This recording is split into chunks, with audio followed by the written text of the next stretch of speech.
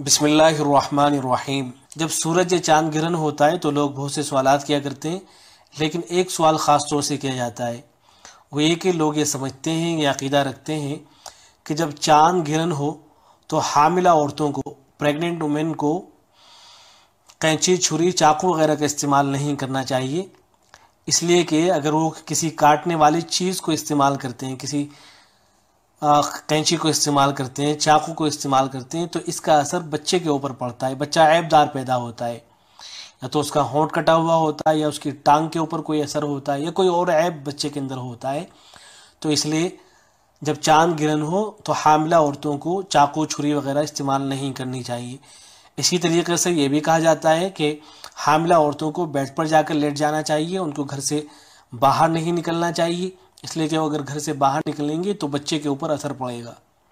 تو سوال یہ ہے کہ کیا شریعت کے اندر ان کی کوئی اصل ہے، کوئی بنیاد ہے شریعت کے اندر ان کی؟ تو جواب یہ ہے کہ شریعت کے اندر ان کی کوئی اصل نہیں ہے، ساری کی ساری باتیں بے بنیاد ہیں۔ حاملہ عورت کو چاند گرہن کے وقت اگر چاقو کے استعمال کی ضرورت محسوس ہو رہی ہے تو وہ چاقو کا استعمال کر سکتی ہے، چھری کے استعمال کی ضرورت اس کو پڑ رہی ہے تو چھری استعمال کر سکتی ہے۔ اس کا بچے کے اوپر کوئی اثر نہیں پڑے گا۔ بچے کو عیبدار بنانا یا معذور پیدا کرنا، یہ سب اللہ تبارک و تعالیٰ کی طرف سے ہوتا ہے، یہ کسی چاند کی وجہ سے یا سورج کی وجہ سے نہیں ہوتا ہے۔ یہ تو ہندوؤں کے عقیدے ہیں، ہندوؤں کے یہاں سے اس طرح کی باتیں آئی ہیں، ہندوؤں کی کتابوں میں اس طرح کی باتیں لکھی ہوئی ہیں، مسلمانوں کے عقائد نہیں ہیں۔ تو شریعت اسلامیہ میں ان باتوں کی کوئی اصل نہیں ہے۔ اسی طریقے سے ایک حاملہ عورت کو اگر باہر جانے کی ضرورت محسوس ہو رہی ہے تو وہ شرعی پردے کی رعایت کرتے ہوئے شرعی پردے کے ساتھ وہ باہر بھی جا سکتی ہے، اس میں کوئی حرج کی بات نہیں ہے۔ ایک کتاب ہے المسائل المہمہ، اس میں مسئلہ لکھا ہے، وہ بھی میں پڑھ کے سنا دیتا ہوں۔ لکھا ہے کہ بعض مرد و عورتیں چاند گرہن میں حاملہ عورت کو قینچی، چھری اور چاقو وغیرہ کے استعمال سے منع کرتے ہیں، اور یہ عقیدہ رکھتے ہیں کہ ان چیزوں کے استعمال سے پیٹ میں موجود حمل میں کوئی نقص پیدا ہو جاتا ہے، عیب پیدا ہو جاتا ہے۔ یہ محض توہم پرستی ہے، سپر اسٹیشن ہے، شریعت اسلامیہ کے ساتھ اس کا کوئی تعلق نہیں ہے۔ لہذا چاند گرہن کے دوران حاملہ عورت بھی بقدر ضرورت قینچی، چھری اور چاقو وغیرہ استعمال کر سکتی ہے، اس سے حمل کے اوپر کوئی اثر نہیں پڑتا، کیونکہ مؤثر حقیقی اللہ تبارک و تعالیٰ کی ذات ہے، اس لیے اس طرح کے باطل عقائد اور توہمات سے بچنا چاہیے۔ اللہ کے نبی صلی اللہ علیہ وسلم کے زمانے میں بھی اس طرح کی بہت سی باتیں پائی جاتی تھی، اللہ کے نبی صلی اللہ علیہ وسلم نے خود ان کی تردید فرمائی۔ چنانچہ بخاری شریف کے اندر ایک واقعہ موجود ہے، وہ بھی میں آپ کو سنا دیتا ہوں۔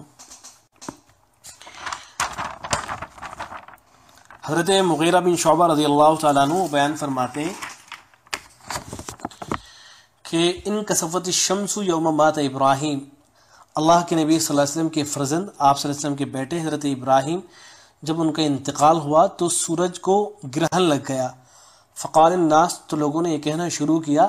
انکسفت الشمس لموت ابراہیم، حضرت ابراہیم کی موت کی وجہ سے سورج کو گرہن لگا ہے۔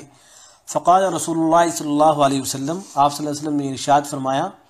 ان الشمس والقمر آیتان من آیات اللہ، کہ سورج اور چاند یہ دونوں اللہ کی نشانیوں میں سے دو نشانیاں ہیں، لا ينکسفان لموت احد ولا لحیاتہ، ان کو گرہن نہ تو کسی کی موت کی وجہ سے لگتا ہے اور نہ کسی کی زندگی کی وجہ سے لگتا ہے۔ فَإِذَا رَأَيْتُمُوهَا، جب تم سورج چاند گرہن کو دیکھو، فَادْعُوا اللَّهَ، تو اللہ سے دعا مانگو، وَصَلُّوا، اور نماز پڑھتے رہو، حَتَّى يَنْجَلِيَ، یہاں تک کہ سورج یا چاند گرہن یہ ختم ہو جائے۔ تو اللہ کے نبی صلی اللہ علیہ وسلم کے زمانے میں بھی اس طرح کی باتیں پائی جاتی تھیں، اللہ کے نبی صلی اللہ علیہ وسلم نے اس طرح کی باتوں کی تردید فرمائی اور یہ فرمایا کہ سورج اور چاند یہ اللہ کی نشانیاں ہیں، یہ کسی کی موت یا زندگی کی وجہ سے ان کو گرہن نہیں لگتا ہے۔ تو لہذا اس طرح کے باطل نظریات رکھنا کہ حاملہ عورتیں فلاں کام نہیں کر سکتی، فلاں چیزیں استعمال نہیں کر سکتی، اس طرح کے باطل عقائد ہیں، بے بنیاد باتیں ہیں، اس طرح کا کوئی عقیدہ نہیں رکھنا چاہیے، اگر کوئی شخص رکھتا ہے تو اس کو سمجھانا چاہیے۔ اب دوسرا سوال یہ کہ جب چاند گرہن ہو تو اس رات میں حاملہ عورت کو کیا کرنا چاہیے؟ تو جواب یہ ہے کہ حاملہ عورت ہو یا غیر حاملہ ہو یا عورت کے علاوہ مرد ہو، ان سب کے لیے حکم برابر ہے، وہ یہ ہے کہ آج کی رات میں نماز پڑھنا چاہیے۔ اللہ کے نبی صلی اللہ علیہ وسلم کی جو روایتیں آئی ہیں سورج اور چاند گرہن کے سلسلے میں، ان سب میں صراحت کے ساتھ یہ بات مذکور ہے کہ اللہ کے نبی صلی اللہ علیہ وسلم نے سورج اور چاند گرہن کے وقت نماز کا حکم دیا ہے۔ ایک حدیث ہے جس کے اندر نماز کے ساتھ ساتھ اور بھی باتیں ذکر کی گئی ہیں۔ حضرت عائشہ اس کو بیان فرماتی ہیں،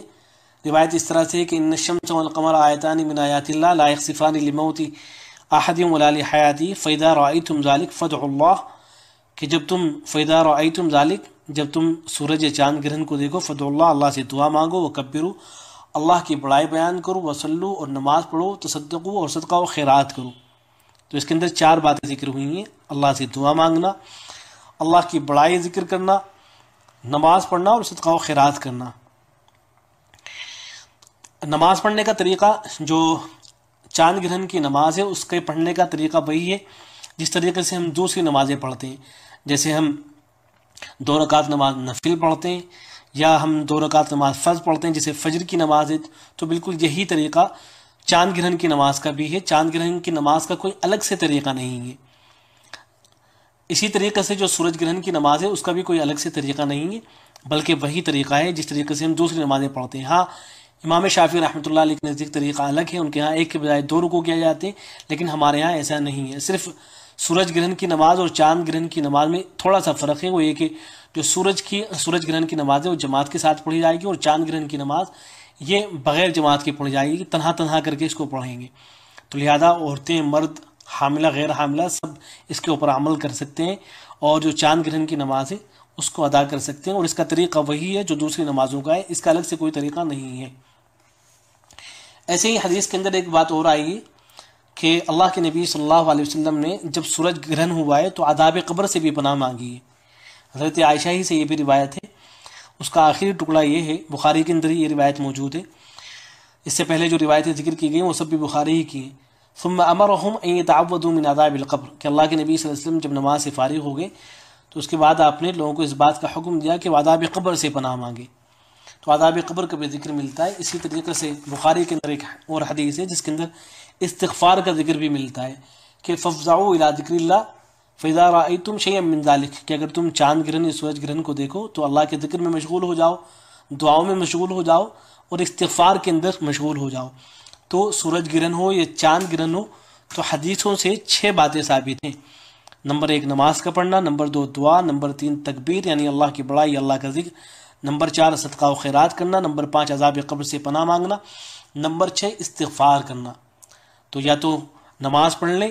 یا ان ساری چیزوں کو جمع کر لیں، یا ان میں سے اللہ تبارک و تعالیٰ جتنی توفیق دیں اتنوں کے اوپر عمل کر لیں۔ اللہ تبارک و تعالیٰ سے دعا ہے کہ اللہ تبارک و تعالیٰ ان باتوں پر عمل کرنے کی توفیق عطا فرمائے، اور امت مسلمہ کے اندر جو غلط عقائد غیروں کے یہاں سے آ گئے ہیں ان سب سے امت مسلمہ کی اللہ تبارک و تعالیٰ حفاظت فرمائے۔ والسلام علیکم ورحمۃ اللہ۔